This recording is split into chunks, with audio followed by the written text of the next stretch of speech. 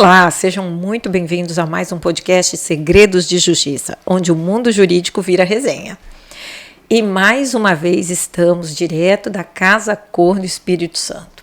É isso aí. Junto com o nosso patrocinador, a OCB do Espírito Santo, que conecta histórias nas cooperativas, nós aqui também conectamos histórias. E dessa vez num cenário novo, como vocês já sabem.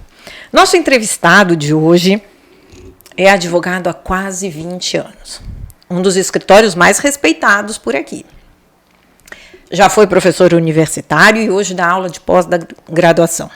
E lógico, como advogado atuante, também já participou, foi conselheiro da OAB e participou de muitas comissões dentro da ordem. Seja muito bem-vindo, doutor Eduardo Sarlo. Obrigado, doutora. Prazer estar aqui. Não, o prazer é meu. Prazer é meu e você sabe que aqui a gente só conta histórias. Vamos contar histórias. Então, vamos lá. Vamos começar lá do início. Por que você escolheu direito, a advocacia especificamente? Que pergunta legal. Meu pai era advogado e despertou esse interesse pela advocacia, eu vendo ele sair de terno, voltar, contando alguns casos até às vezes muito dramáticos, né, que a gente sofre bastante na profissão. Mas isso despertou. E desde novo eu fiz a faculdade de Direito toda pensando em ser advogado mesmo. Que legal! Era o objetivo. Você foi conquistado pelo glamour ou pela atividade em si? As duas coisas. Assim, a figura paterna do meu pai, ele além de advogado, ele tinha uma empresa também de barcos de pesca. E pescava como hobby. Adorava pescar, eu também, adoro pescar. E vendo aquilo, isso arraigou esses valores de forma bem forte na minha pessoa, né? Já no meu irmão, não. Meu irmão seguiu outra carreira, virou enfermeiro, nós somos em dois, eu e meu irmão, cujo nome é Leonardo. Mas ele também pescamos juntos. Nossa, então como história de pescador, você também deve ter muita, né? Bastante história, E como é que foi o início da carreira? Depois a gente vai voltar nas histórias de pescador. Tá. O início da carreira foi muito bom, embora dramático, né? Sempre dramático. Eu estagiei 4 anos no escritório do Carlos Augusto, da Mota Leal, um advogado que tem o meu respeito, minha admiração. E ali eu aprendi realmente a advogar, foi no escritório dele.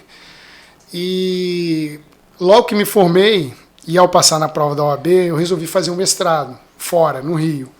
Aí abri mão da advocacia e como só o mestrado não dava para pagar minhas contas, eu morava num apartamento que eu não tinha geladeira, não tinha fogão, não tinha nada, só tinha minha cama.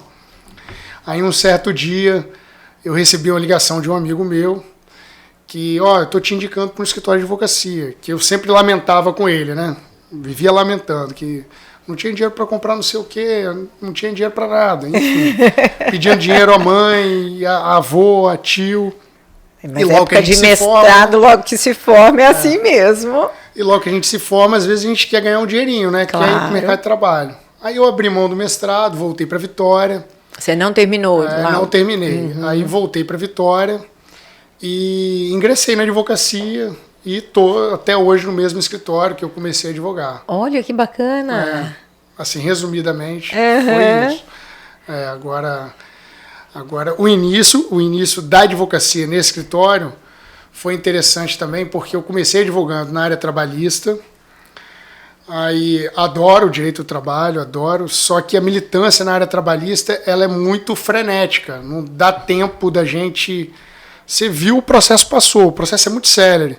Fica até um registro aqui, um elogio à Justiça do Trabalho, que foi a única justiça, né, que, ao meu ver, que continuou funcionando quase que normalmente durante o período pandêmico, né? A Justiça do Trabalho deu um exemplo aí, ao meu ver, né, uma aula para todas as outras justiças. Mas ela já trabalhava muito no digital, né? Isso aí. Isso facilitou bastante. Ela estava avançada nisso, os processos já estavam digitalizados. E rapidamente os juízes se mobilizaram, né, e implantaram a audiência online. Que legal. Hoje já voltou, né, está parcialmente presencial, mas A Justiça do Trabalho praticamente não parou, né? Eu acho que ela deu show nisso aí. É. As outras justiças tentaram Sim. a custas, a duras penas, né? Porque cada uma tem um calendário orçamentário diferente. É compreensível também, eu compreendo. Mas os bons exemplos eu acho que vale a pena a gente citar Sim, e até sem dúvida pegar, né? Mas voltando, eu comecei na área trabalhista, depois migrei para o cível. E hoje em dia advogo mais na parte tributária e na parte de direito público. Embora o nosso escritório continue advogando para empresas, aí escorre para cível, trabalhista e tributário. Ah, que legal. E você se lembra, assim, do seu primeiro cliente? Lembro sim. O meu primeiro cliente foi um médico, cujo nome dele é Joia Vancini, ele é meu amigo, então não há problema falar o nome. E eu atendi, fechei contrato de honorários, tudo certinho, do jeito que eu aprendi. Que a gente aprende que tem que ter contrato, né? Não, isso aí. É bom não deixar de colocar no papel o que é consignado oralmente. A gente não pode deixar de colocar. Mas o Joia foi um amor, um cliente, era uma ação de despejo de um imóvel que ele tinha em Jardim Camburi. A gente conseguiu despejar um inquilino dele, foi legal, e ele foi super paciente com a gente. Porque demora a ação, né? A gente vê que tem muito cliente que reclama, fica no nosso pé, que faz parte do nosso dia a dia também, né, da advocacia. Atender o cliente e saber lidar com isso, porque tem processo que às vezes demora 10 anos, 5 anos, ou mais de 10 anos, e o cliente vai mantendo essa relação com a gente, né? Que acaba que é uma relação que é profissional, mas que você tem que ter um tato ali para lidar com ele e explicar, porque ele vai odiar o advogado ou vai odiar a justiça. Num determinado período. Alguém tem que ser o culpado. Isso aí. Alguém tem que ser, não tem jeito. E já tem algum caso, por exemplo, que está junto com você, não sei se estou já há 10, quase 20 anos?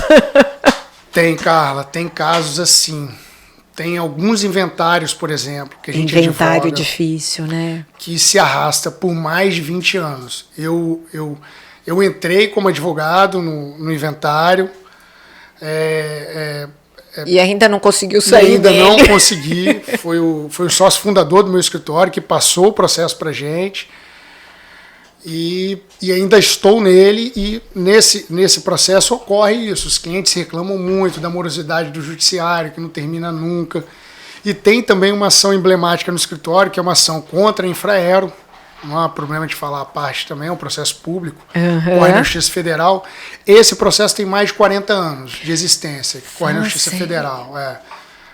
Na época era uma desapropriação, tinham que indenizar alguns dos nossos clientes, e a gente advoga nele até hoje.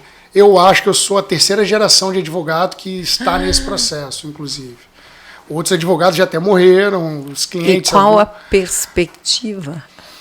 Olha, eu sempre falo que eu acho que está realmente na fase final, né? Só que acaba que aparece mais algum problema de natureza processual, ora recurso, mas ora problemas com até os herdeiros hoje em dia, porque a gente está advogando para todos os herdeiros, não é mais para as partes que entraram vestibularmente com a ação inicial há tempos atrás. Então, hoje em dia, tem problemas até entre as partes, na divisão dessa verba pecuniária que é indenizatória. Entendeu? E quando tem muita gente num processo, já vivenciou assim, muita confusão? Muita gente em processo sempre dá confusão, não é?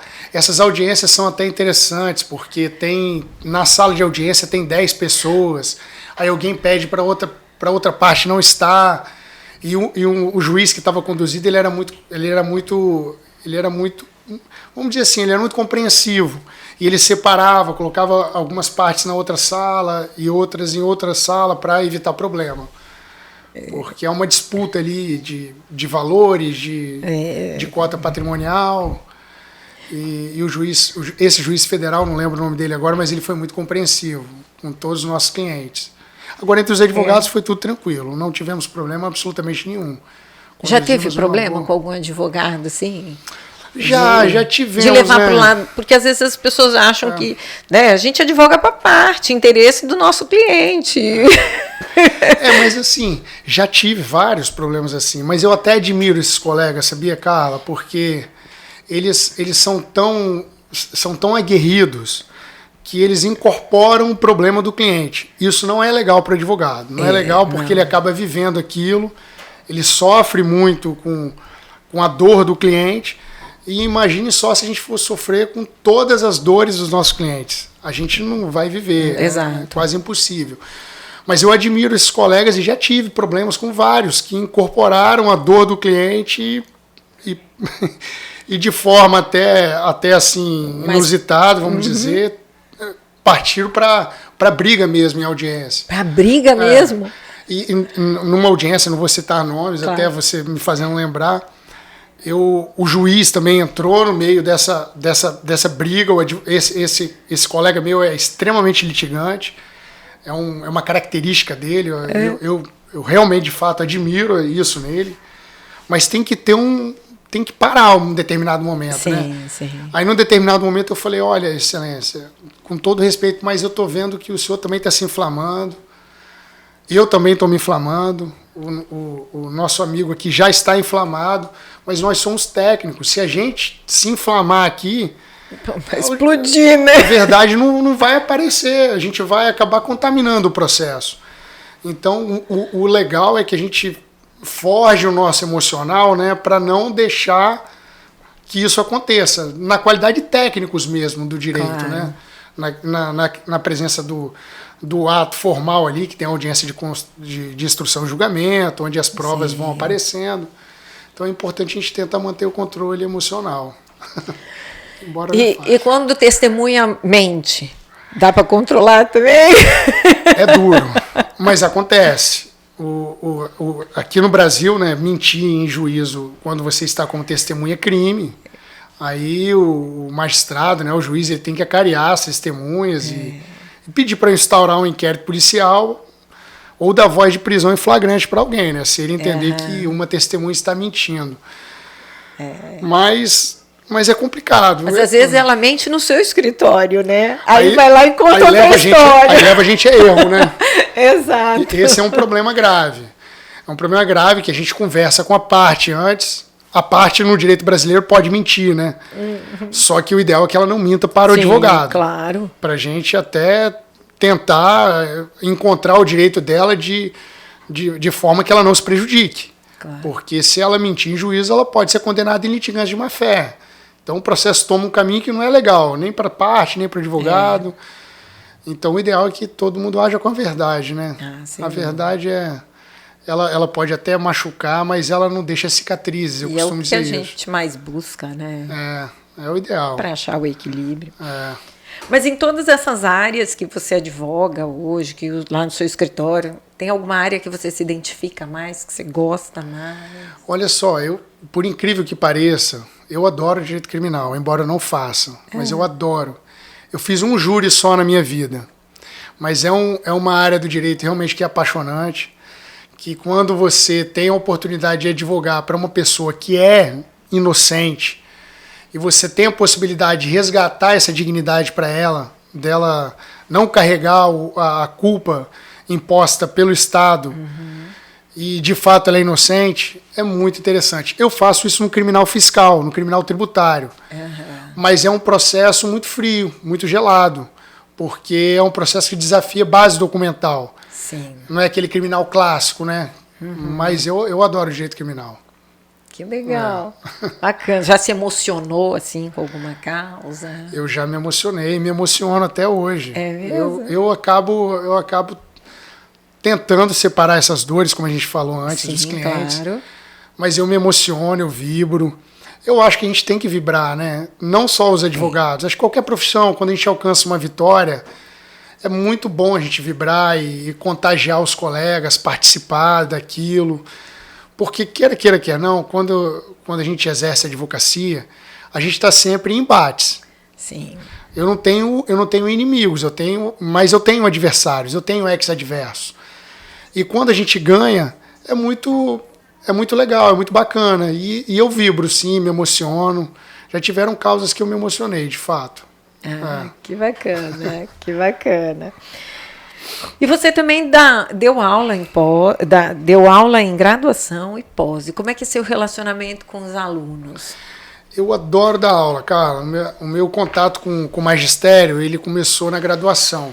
Eu dei aula de História e Geografia, quando eu fazia Direito ainda, como DT do Estado, que é você dá aula por designação temporária. Na época eu ganhava R$1,50 hora aula. R$1? Mas isso foram há 25 anos atrás, eu acho. Foi até no Polivalente da Praia de Soar, ali perto da César Ilau, que eu lecionei durante 3 anos. E aí, quando eu me formei, eu automaticamente recebi um convite para dar aula em graduação. Aí lecionei também durante 10 anos e agora só dou aula em pós-graduação. E o contato com o aluno é maravilhoso. Hoje em dia eu dou aula para procuradores, para médicos, porque a pós-graduação é voltada para a área de saúde. E os alunos, eles acabam estimulando a gente a estudar mais, provocam a gente. Eu acho que estar em sala de aula faz com que a gente esteja o tempo todo se reciclando, aprendendo, voltando um pouco a ser um pouco mais jovem e renova.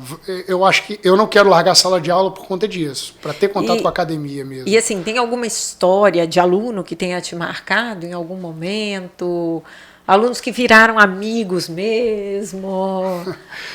Tem história, sim. Tem algumas histórias. A história mais marcante que eu tenho é de um aluno que fez Direito comigo aqui em Vila Velha. Foi na Estácio de Vila Velha que ele fez Direito. E num determinada matéria em sala de aula, ele me questionou e falou que eu estava errado, com base numa jurisprudência do Supremo Tribunal Federal. E eu não conhecia o julgado que ele trouxe para a sala de aula. Aí eu falei, é mesmo e tal. Ele me pegou meio de saia justa, eu fiquei sem graça. E na próxima aula eu retifiquei, realmente ele estava certo, o aluno tinha razão. E esse aluno, só para terminar, ele virou juiz. Hoje ele é juiz de Direito em Minas Gerais. É um cara fantástico, genial ele é.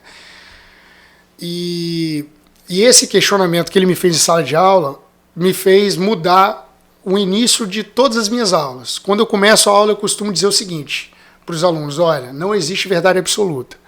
A verdade é sempre relativa. Isso não significa que eu vou falar mentira. Pelo contrário, eu vou agir com a verdade de forma absoluta. Mas a verdade ela vai estar se transformando. Ela vai estar mudando o tempo todo.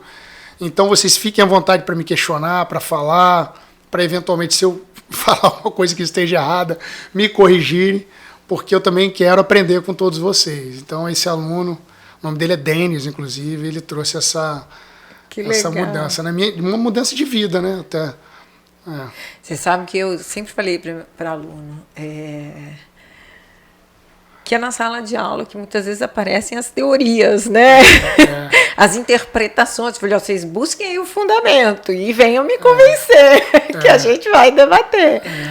E eu acho que é por aí, né? É a busca mesmo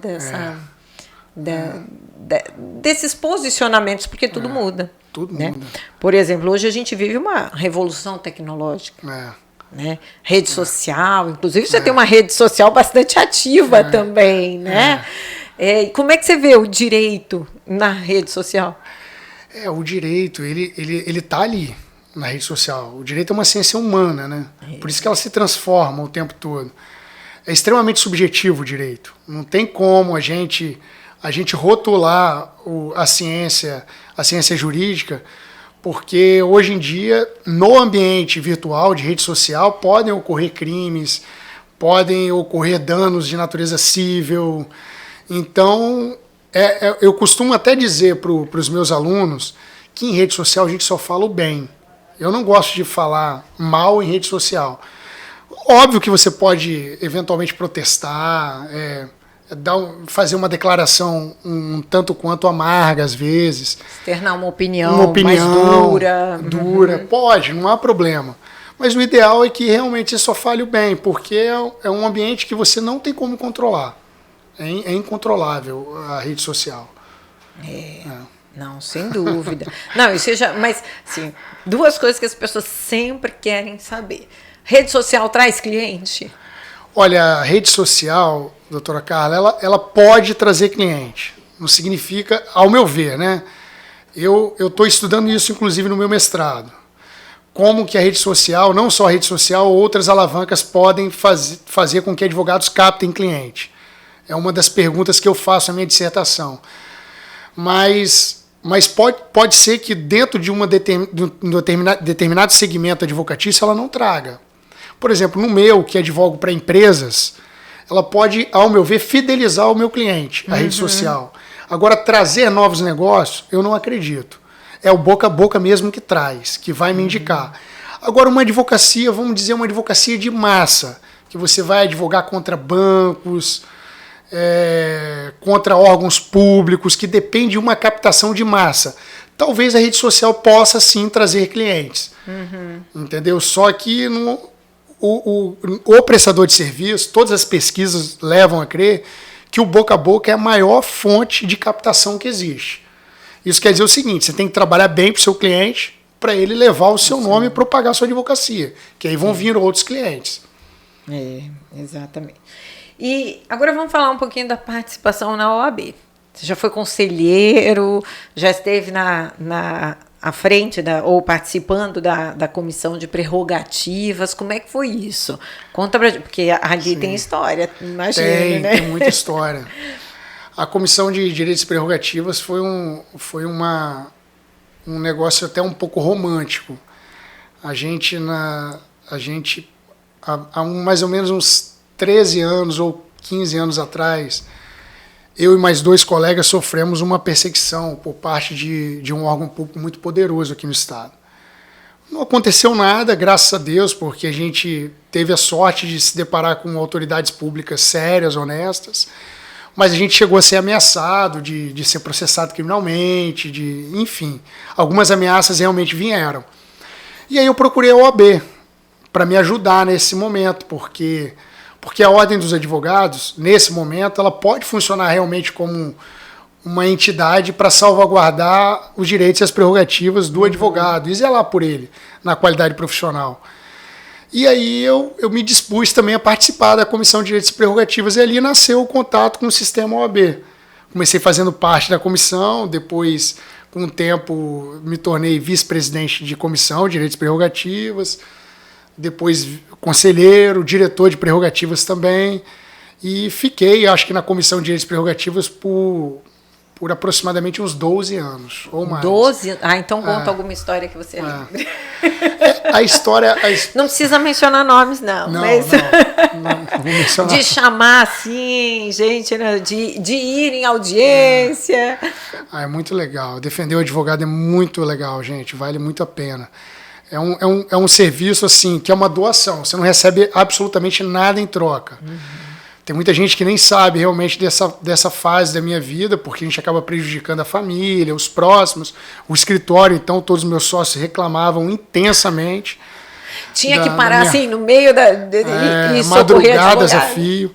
Mas um caso bem inusitado mesmo, que ocorreu, foi a prisão de uma advogada e ela ficou custodiada num presídio masculino. E a gente foi visitá-la, era um ambiente absolutamente composto por homens, e além dela não poder estar presa lá, a palavra até que seria custodiada, que era uma prisão de natureza cautelar, ela ainda estava em um presídio masculino. Ela absorveu bem isso, não sofreu muitos traumas, mas ela, naquele momento eu enxergava que ela corria perigo, porque ela estava cercada por presos homens que estavam ali há anos a fio, e a prisão dela era de natureza cautelar, e o ideal é que ela fosse, no mínimo, para um presídio masculino, porque, de acordo com a lei, ela deveria ir para uma sala de estado maior. Ela não poderia ser presa em um presídio. O advogado ele não pode ser custodiado em um presídio. Ele tem que ficar custodiado em sala de estado maior. Esse dispositivo da nossa lei federal não foi revogado, ele está em vigor. A gente sabe que tem advogados hoje que estão presos em presídio.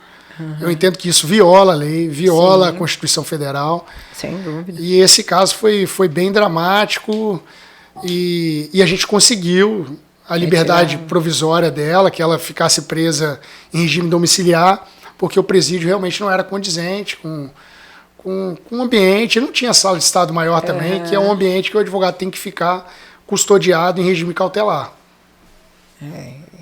Nossa, É bem dramático, né? Mas eu acho que foi a prisão mais emblemática, assim, que a gente enfrentou inúmeras, né?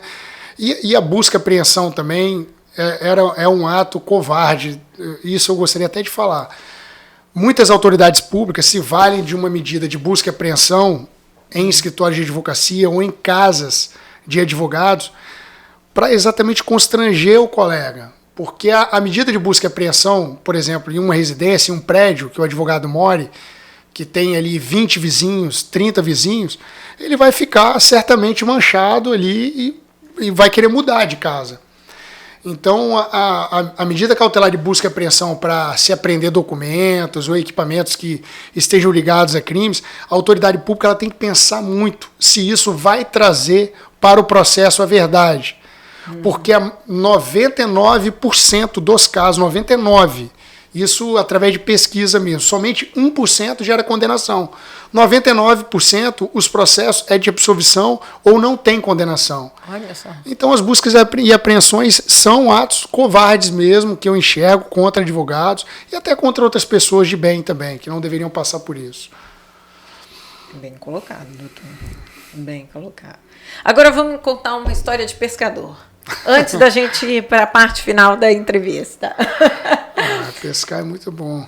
Eu, quando vou para o mar, eu tiro férias, né? É assim, é um dia se preparando para ir, um dia para ficar o dia inteiro no mar, não pega telefone, não pega nada, e você fica pescando o dia inteiro. E no outro dia, quando você volta, você tem que descansar também. Então, geralmente são férias de 3 dias. E, assim, é muito bom pescar, e principalmente brigar com peixe. E tem uma não sei se eu posso dizer isso. Não dá para brigar na audiência, você briga com o peixe. E tem uma regra no meu barco, que é o seguinte, quando a gente consegue fisgar um peixe, só um pescador tem que trazê-lo para o barco. Se ele não conseguir, ele tem que liberar o peixe. Então essa é uma regra absoluta que nós temos lá, vamos dizer assim, uma cláusula pétrea. É coisa de advogado, né? Estabelecer a regra no barco de pesca. Legal. E é bem legal que muitos pescadores que pescam com a gente já liberaram diversos peixes porque não aguentaram ir até o fim daquela batalha. Mas nunca ficou perdido assim no mar? Teve problema com o barco? Já fiquei, Carla. Já fiquei à deriva, já quase naufraguei. Fala sério. Já fiquei, tive que ser salvo porque tive um problema no motor grave e começou a fazer água no barco. Aí o motor reserva não conseguia trazer a gente estava a 20 milhas, mas conseguimos ser salvos, todo mundo sobreviveu, graças a Deus. Ainda bem que tá aqui contando pra gente. Agora a gente vai para uma parte aqui da entrevista, com essa vista linda, maravilhosa da Casa Cor, né? Que é tipo um bate-bola. Eu falo. Direito é uma ciência humana. Justiça é? Não é para todos. Audiência virtual ou presencial? Virtual.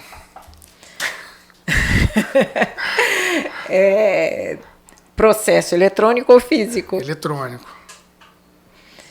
O que você diria para quem fala que advogado tem vida fácil? Experimenta advogar.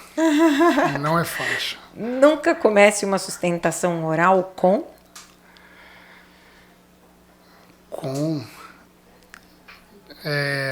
Me perdi. Tem que ser objetivo, o mais objetivo possível. Só temos 15 minutos, né, na sustentação oral. O que mais te irrita num processo? Amorosidade. Esse é o concurso aqui. É unânime. Se não fosse advogado, seria? Pescador. Mas já né? Eduardo, muito, muito, muito obrigada pela sua presença. Foi um prazer conhecer aqui suas histórias, te conhecer melhor. Muito obrigada. Obrigado a você. Foi ótimo. Obrigado. E para vocês, não deixem de se inscrever, compartilhar, curtir, dar aquela moral pra gente aqui. E se tiver uma boa história para contar, comenta aqui embaixo. Até a próxima.